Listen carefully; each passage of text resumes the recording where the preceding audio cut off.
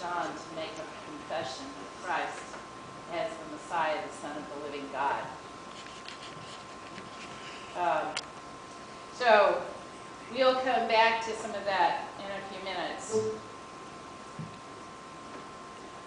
But I feel like it's time for us to go to the Lord in prayer and ask for His the guidance and understanding that we need. Lord, we are here just humans with our frailties and our misunderstandings, just as those people who we'll read about in a minute. We just ask that you be our clarity, that you be our word, that you be our one who guides us through the times it seems like there is no light, but only darkness. We just put ourselves in your hands as a congregation here to look to you for strength and for comfort and for understanding. In Jesus' name we pray. Amen. This is a long passage, and I prayed about this a long time, and I decided to read it from the Living Bible, be a little bit different than what you see on the screen, but it also has lots of clarity and lots of explanation as we go along, which will help us to understand a little bit more. So we'll begin with John, the 11th chapter, the first verse. Do you remember Mary who poured out the costly perfume on Jesus' feet and wiped them with her hair? Well, her brother Lazarus, who lived in Bethany with Mary and her sister Martha, was sick. So the two sisters sent a message to Jesus telling him, "Sir, your good friend is very, very sick." But when Jesus heard about it, he said, "The purpose of this illness is not death, but for the glory of God. I, the Son of God, will receive glory from this situation." Although Jesus was very fond of Martha, Mary, and Lazarus, he stayed where he was for the next 2 days and made no move to go to them. Finally, after the 2 days, he said to his disciples, "Let's go to Judea." But his disciples objected. "Master," they said, "only a few days ago the Jewish leaders in Judea were trying to kill you. Are you going there again?" Jesus replied, "There are 12 hours of daylight every day, and during every hour of it a man can walk safely and not stumble. Only at night is there danger of a wrong step because of the dark." Then he said, "Our friend Lazarus has gone to sleep, but now I will go and waken him." The disciples, thinking Jesus meant Lazarus was having a good night's rest, said, "That means he is getting better." But Jesus meant Lazarus had died. Then he told them plainly, "Lazarus is dead, and for your sake I am glad I wasn't there, for this will give you another opportunity to believe in me. Come, let's go to him." Thomas, nicknamed the twin, said to his fellow disciples, "Let's go too and die with him." When they arrived at Bethany, they were told that Lazarus had already been in the tomb for 4 days. Bethany was only a couple of miles down the road from Jerusalem, and many of the Jewish leaders had come to pay their respects and to console Martha and Mary on their loss. When Martha got word that Jesus was coming, she went to meet him, but Mary stayed at home. Martha said to Jesus, "Sir, if you had been here, my brother wouldn't have died.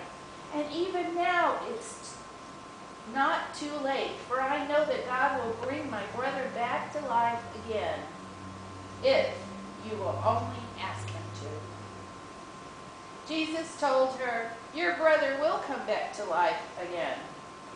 "Yes," Martha said, "when everyone else does on Resurrection Day." Jesus told her, I am the one who raises the dead and gives them life again. Anyone who believes in me, even though he dies like anyone else, shall live again. He is given eternal life by believing in me and shall never perish. Do not believe this. Do you believe this, Martha? Yes, Master, she told him. I believe you are the Messiah, the Son of God, the one we have so long awaited. Then she left him and returned to Mary and, calling her aside from the mourners, told her, He is here and wants to see you. So Mary went to him at once. Now Jesus had stayed outside the village, at the place where Martha met him. When the Jewish leaders who were at the house trying to console Mary saw her leave so hastily, they assumed she was going to Lazarus' tomb to weep. So they followed her. When Mary arrived where Jesus was, she fell down at his feet, saying, Sir, if you had been here, my brother would still be alive. When Jesus saw her weeping and the Jewish leaders wailing with her, he was moved with indignation and deeply troubled. Where is he buried? He asked. They told him, Come and see. Tears came to Jesus' eyes. They were close friends, the Jewish leaders said. See how much he loved him. But some said, This fellow healed a blind man. Why couldn't he keep Lazarus from dying? And again, Jesus was moved with deep anger. Then they came to the tomb. It was a cave with a heavy stone rolled across the door. Roll the stone aside, Jesus said. But Martha, the dead man's sister, said, By now the smell will be terrible, for he has been dead for 4 days. But didn't I tell you that you will see a wonderful miracle from God if you believe? Jesus asked her. So they rolled the stone aside. Then Jesus looked up to heaven and said, Father, thank you for hearing me. You always hear me, of course, but I said it because of all these people standing here, so that they will believe you sent me. Then he shouted, Lazarus, come out. And Lazarus came, bound up in the grave cloth, his face muffled in a hedge swath. Jesus told them, Unwrap him and let him go. And so at last, many of the Jewish leaders who were with Mary and saw it happen finally believed on him. But some went away to the Pharisees and reported to them.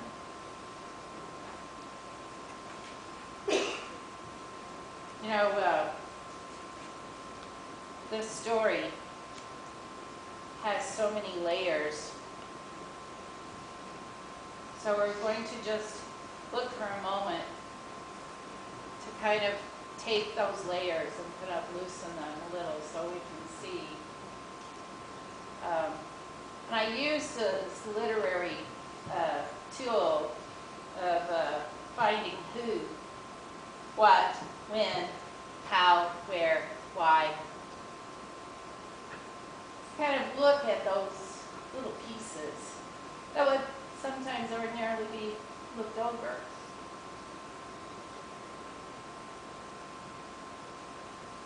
Our theme today is I am the resurrection and the life.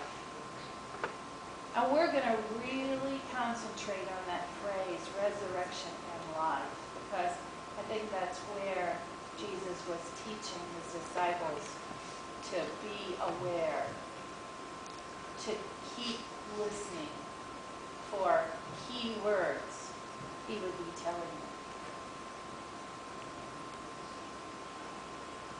Looking back at what Jesus said and did is what John is all about, what the Gospel of John is all about.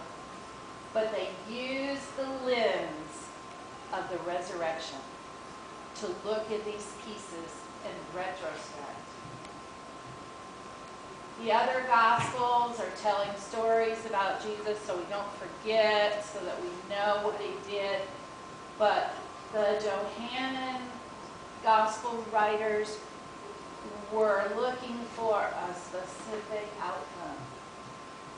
They wanted us to see that through the event of the resurrection, we see God saying to us and hear God saying to us in everything we learn from Jesus, I am with you.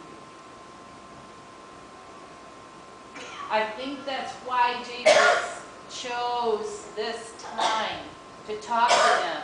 It was a poignant time. Here was this man, his friend, someone over whom he would cry at their loss.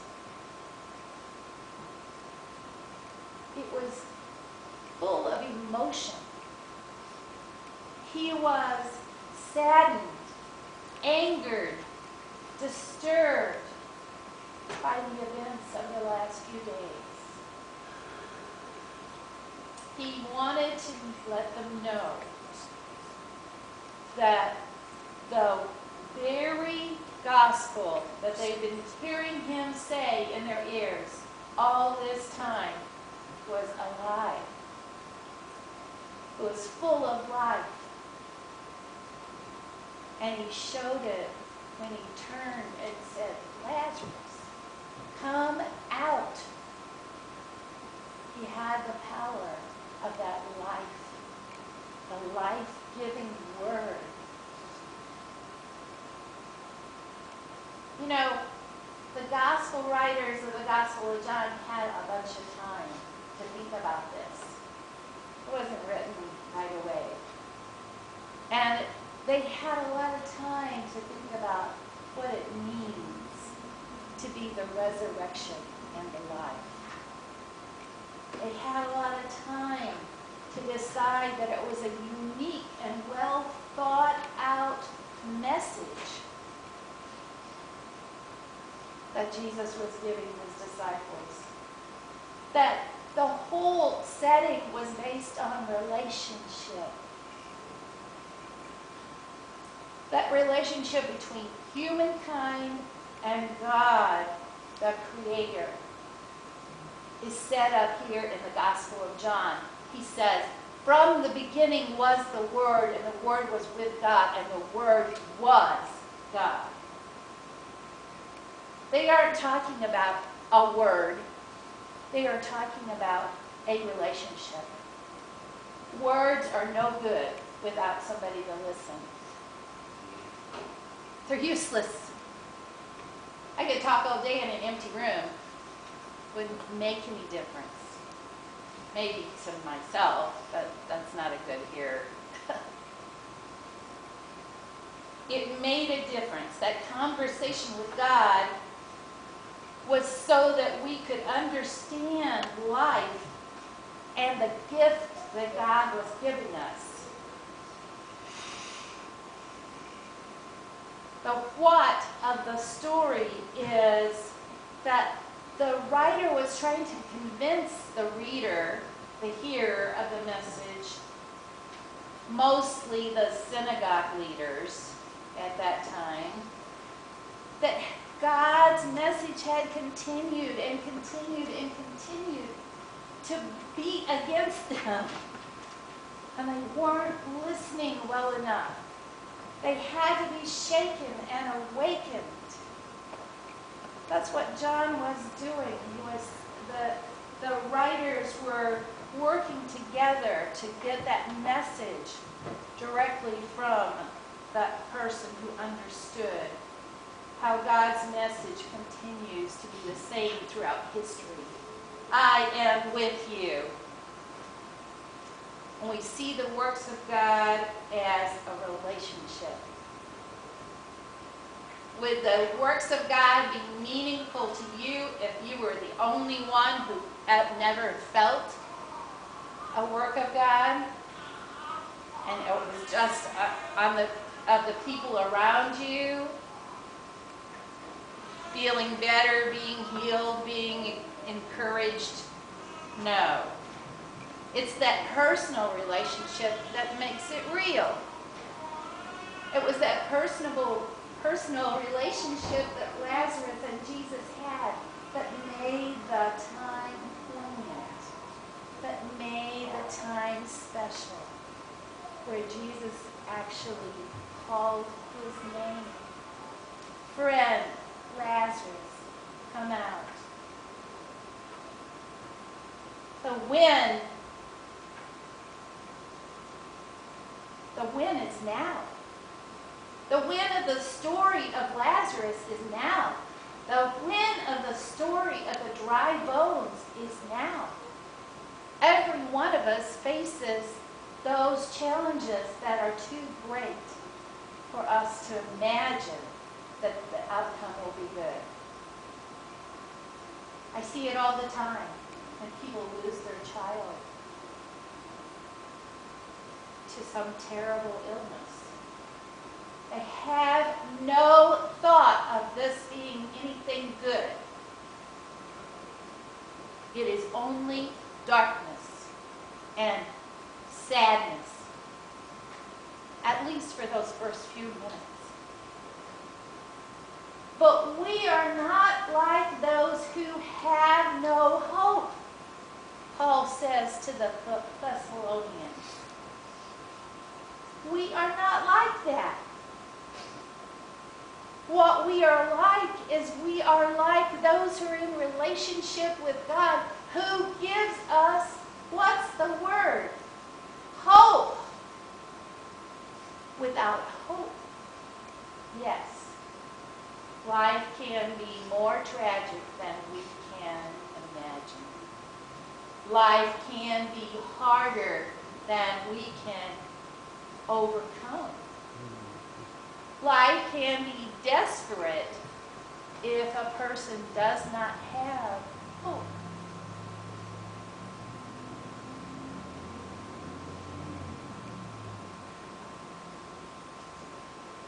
You know, we look at what Jesus did in these stories from a particular venue of hope, right? We who are believers can say with Martha, I believe,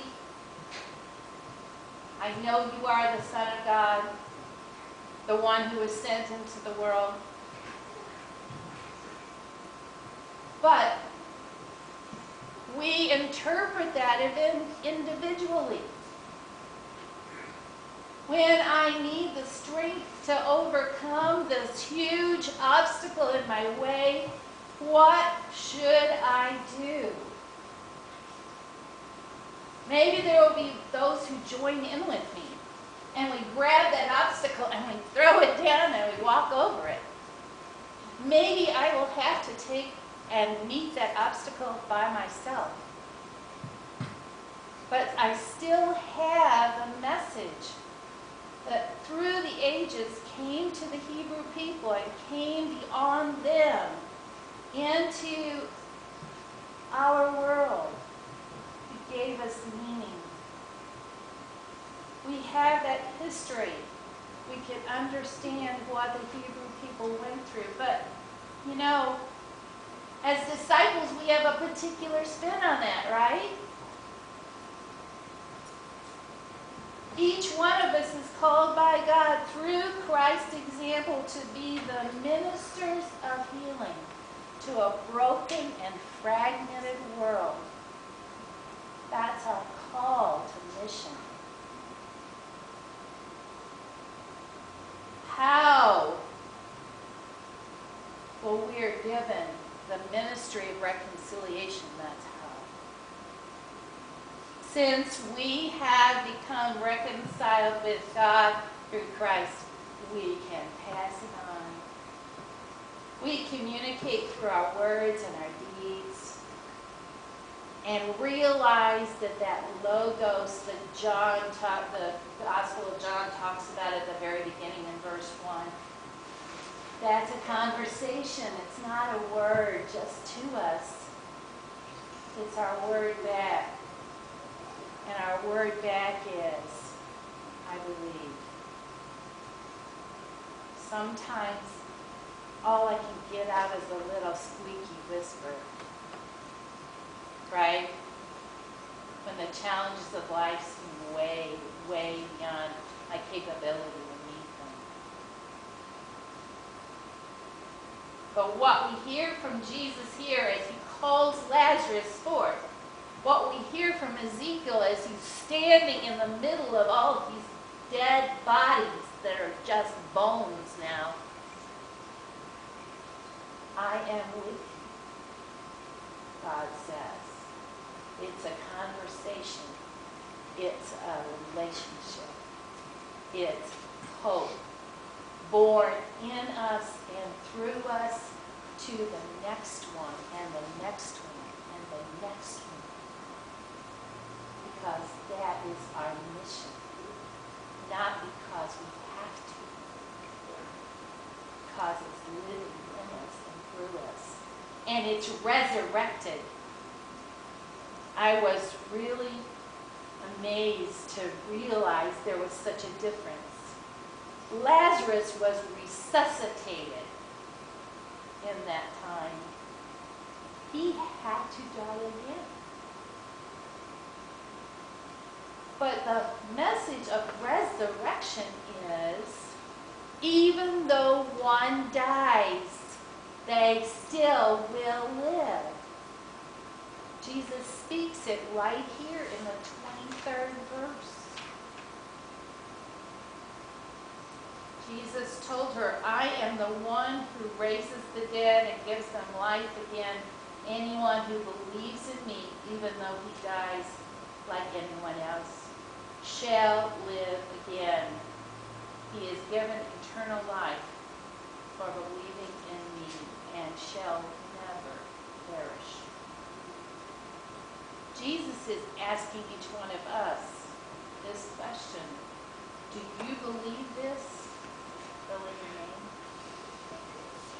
And then realize that the relationship that is there is a relationship that passes on to the next and the next and the next.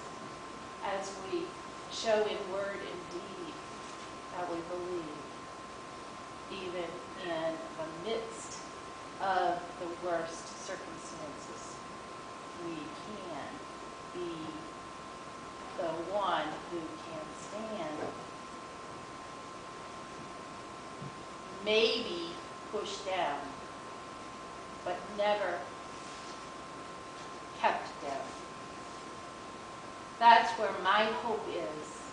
That's where the hope of Dover Place Christian Church is. That's where the hope of those who face tragedies and can overcome and see the workings of God beyond our understanding.